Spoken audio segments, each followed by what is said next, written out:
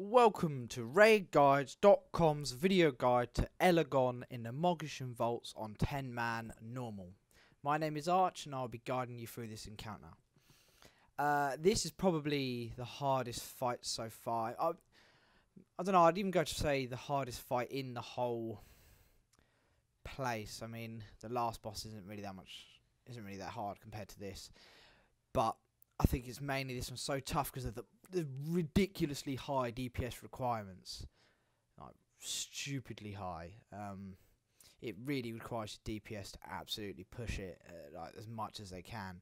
Not to say that the tanks don't have to play well and the healers don't have to play well. They do, and there's quite a high healing requirement as well. Actually, right towards the end, well, actually throughout the whole fight. So yeah, I would say this is definitely the hardest fight in Mogu'shan Vaults. So when you get to here, you know, it's a bit of a brick wall for many, but it is good. It is good fun. It is a great fight. So here we go. We're going to pull the boss. Now, you see here there's like a circle on the floor. This is his sort of area. You walk in. When you step into this area, you get this debuff, which gives you 5% increased damage taken for every stack that you get. But at the same time, it gives you 50% increased damage as a baseline and 50% increased healing as a baseline. This doesn't stack up as per stack. This is just flat. You get that much in damage, which is, you know, it's needed really to help beat the enraged. Now he will cast these protectors while he's above 50% health. He will cast these protectors. While the protector is above 20% health, if you try to take him outside of the middle area, he will take 90% reduced damage. Once he reaches 25% health, he'll begin to pulse AoE damage to the entire raid. There is no range on this. It is just raid damage. You can't outrange it. And then just when he dies, he will cast an ability called Total Annihilation, which will hit everybody in the raid for, I think it's 200,000 damage, maybe 100,000, I can't remember. But best thing to do with this is just before they explode, as you'll see here in a second, Total Annihilation is about to be cast. Jump out of the arena, reset your stacks, get rid of your damage taken increases, and just to make sure that that only hits for the 200k. Because if you've got, you know, 10 stacks of overcharged in you, you're going to have another 50% of that. So that's 300k. That's unnecessary. So just jump out, jump back in, clear your stacks, and then that's fine. Now at 85%, he will go to phase 2, and he will start summoning these energy charges. Now these want to be pre-assigned as to who's the DPS which one. There'll be 6. And they'll move very slowly to start with, out towards the edge of the arena. If any of these reach the conduits, phase 3 will begin. Now you want to prolong this as much as you can. Every time he creates these energy charges, he will gain a debuff, which will increase his damage taken by 10% for the rest of the fight. So you want to try and have him spawn as many energy charges as possible. But every successive energy charge moves 20% faster, so it gets harder and harder and harder to kill it before they reach the edge. If you've got really good DPS, then you're going to find this very easy, really good burst. This is where the decider will be as to whether you make the Berserk Enrage or not, really, to be honest with you. If you can't kill at least 5 both rounds, then you're not going to make the Enrage, because you just won't have enough debuffs on the boss to be able to kill him. Now, in between them being summoned, you can still DPS the boss, and you do want to do this because he's getting this stacking debuff, and you've got your 50% increased damage as well, so you can really push him down. I mean, as you can see there, we've got him down another 10% since, you know, he started casting those energy charges. Now, once any one of those goes through, if any single one goes through, it starts phase 2.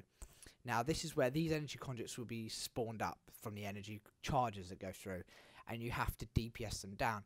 Now, each two energy charges conduits are linked, as you can see from the animation on the screen, and one of them can't die until the other one dies. So it will sit on 1% health until the other one's been brought down. While it's active, you've got this sort of wall blocking you, which will really, really can hurt if you stand in it, which is why you need to get them down so that you can get back together.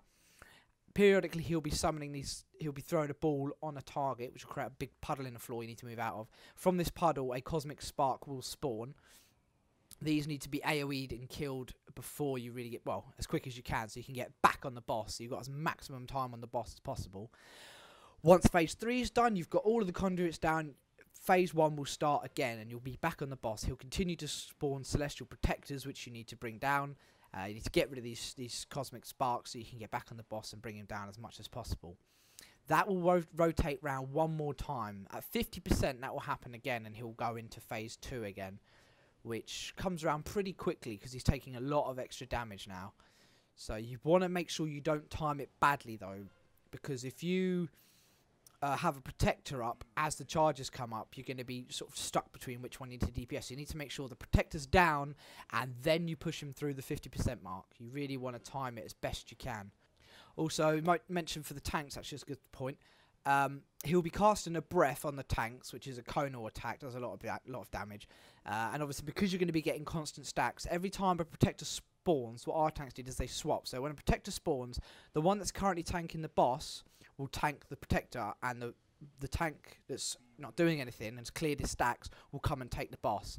And then the protector tank will take it out to the edge when it's about to die, which will clear its stacks, and then he'll come in and take the boss without any stacks when the next protector spawns, so that you don't ever have too many stacks. So it is a 2-tank fight.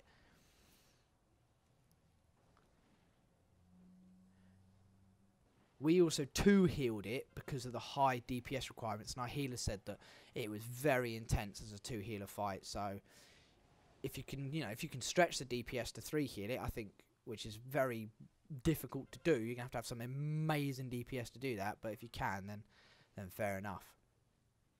So here you go again with phase 2, because he's hit 50%, and now we're going to bring him down some more. Now, when these energy charges die, they explode for a chunk of damage. So you ideally don't want them all to explode at the same time, because look, you see it hits about 45k.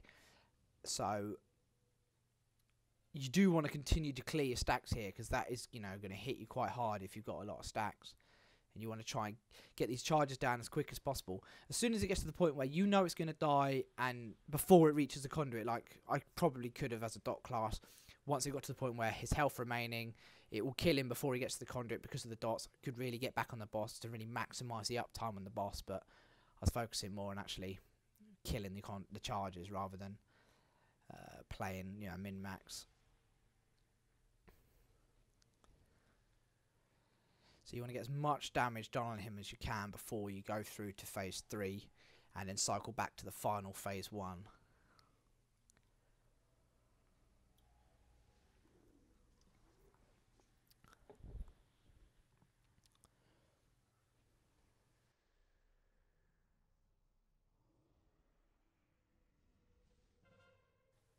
So they go faster and faster and faster until at one point somewhere one will go through, and as you see, the purple one just went through over there. So we moved away, because in phase 3 this floor disappears, as you'll see now.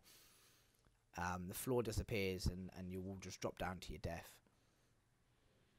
He will be immune once the floor disappears. The boss will be immune to damage, so you don't need to worry about having somebody assigned to like DPS the boss or any shit like that. Just focus on getting these conduits down.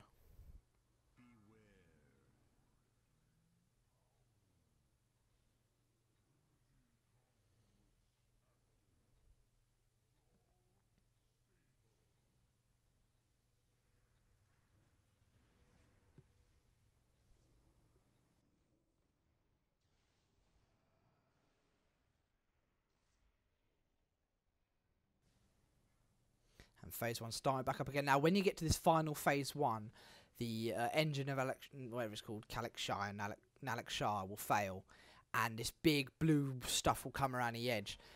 Now, this is where the fight changes slightly, because if you step out to drop your stacks, you're going to take a massive chunk of damage, because around the outside it does 50,000 damage. So if you are going to clear your stacks, then you don't want to do it before the damage on the inside is smaller than damage on the outside. We didn't really do it the way you should have, because we wasn't aware that it does 50,000 damage. We thought it does a lot less. But ideally, you probably all want to group up on the melee and just AoE heal like shit, because this is a real... You thought Gerajal was a real burn phase. This is an immense burn phase. You just got to try your so much damage, and you got to stay alive long enough. Our kill was so untidy. Like I said, we didn't really do it right. We didn't gather up properly, and we should have. But this is just an example of how much damage goes on.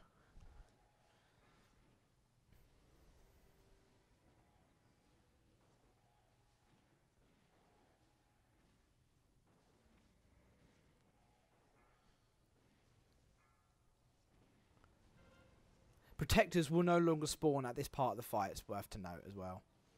So it's just DPS the boss. And then he goes down. So as you can see, a very tough DPS race, but have fun and good luck.